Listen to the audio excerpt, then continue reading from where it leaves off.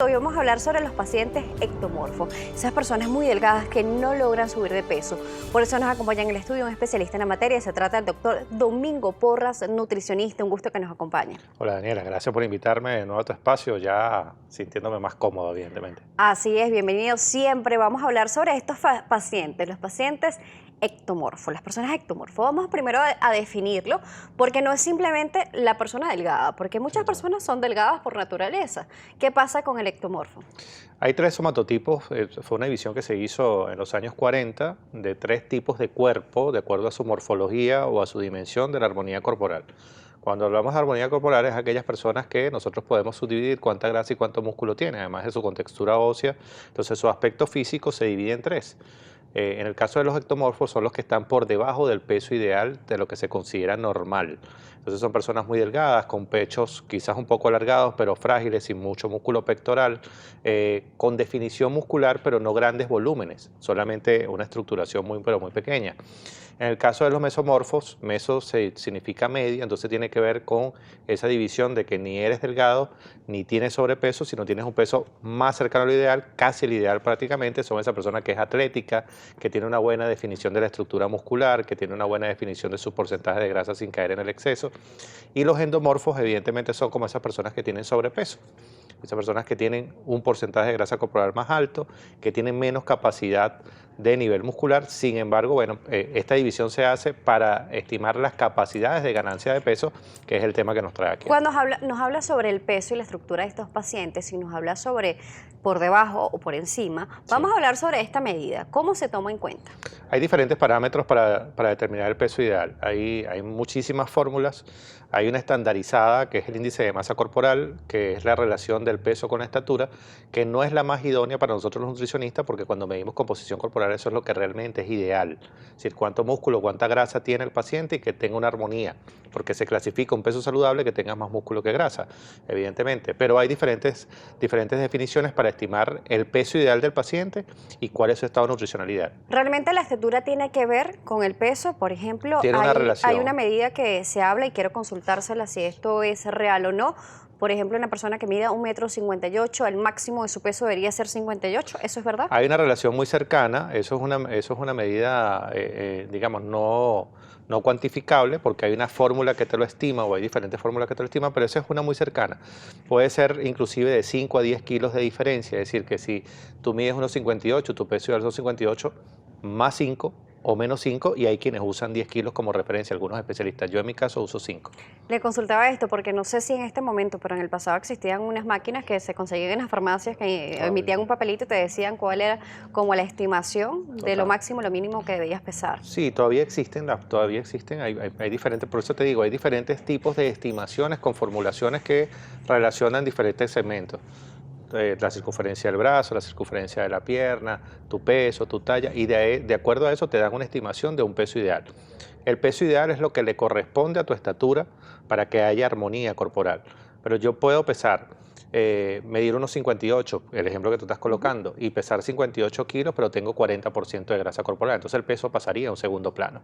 Porque No es el peso lo que ocuparía no es el peso que nosotros queremos. Si yo tengo un paciente que hace fisicoculturismo y yo estimo su estado nutricional, me va a dar que es un paciente obeso en número, porque me va a dar que tiene 30 o 25 kilos de más a su peso ideal.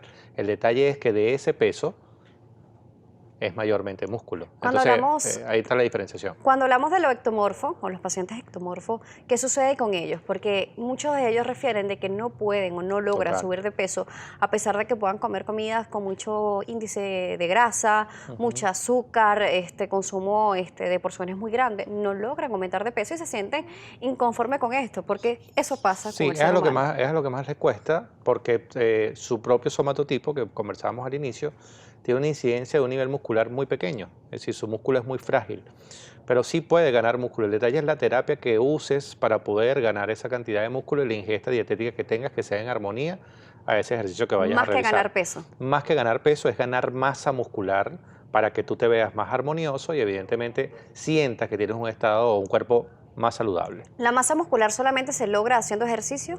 Sí, puede formarse, puede neoformarse o marcarse a través del ejercicio físico porque la estimulación es lo que permite que el músculo pueda endurecer su fibra.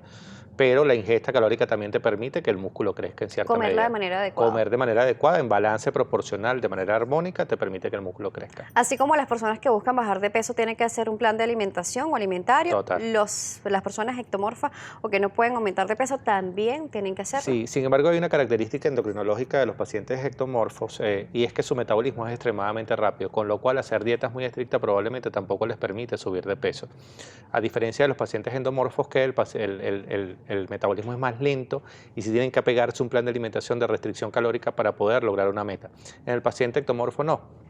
Lo que sí tienen que apegarse es un plan de entrenamiento que sea subsecuente en el tiempo que les permita ir incrementando su peso corporal. Por ejemplo, cuando los niños son muy delgaditos, cuando están muy flaquitos desde pequeños, a veces dicen, este niño está enfermo porque capaz no come bien, pero puede ser que esté con esta situación, Puede ¿no? ser que tenga un somatotipo de acuerdo a eso. Es importante siempre evaluar en el caso de los niños y los adolescentes su curva de crecimiento y desarrollo. Tú no le puedes pedir a un niño que ambos padres son delgados o que son de estatura baja, si son de estatura baja que el niño sea alto.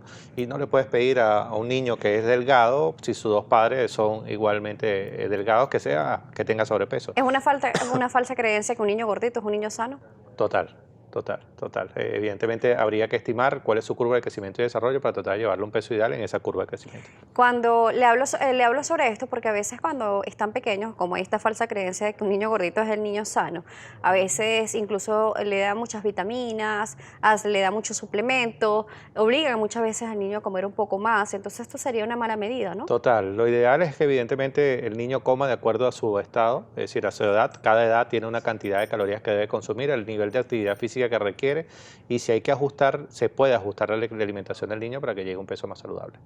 Vamos a ver también cómo poder ayudar con esta alimentación. Por ejemplo, cuáles son los alimentos. Sabemos que es individual, que se tiene que revisar al paciente, consultar al paciente, pero ¿qué alimentos pueden favorecer a estos pacientes ectomorfos? Hay una distribución, más que hablar de alimentos, yo hablaría de la distribución calórica. Es decir, cuando yo establezco un plan de alimentación de 2.000, de 1.500 calorías, yo divido porcentualmente entre los tres macronutrientes principales, proteínas, grasas y carbohidratos. Y creo que por allí debemos enfocarnos.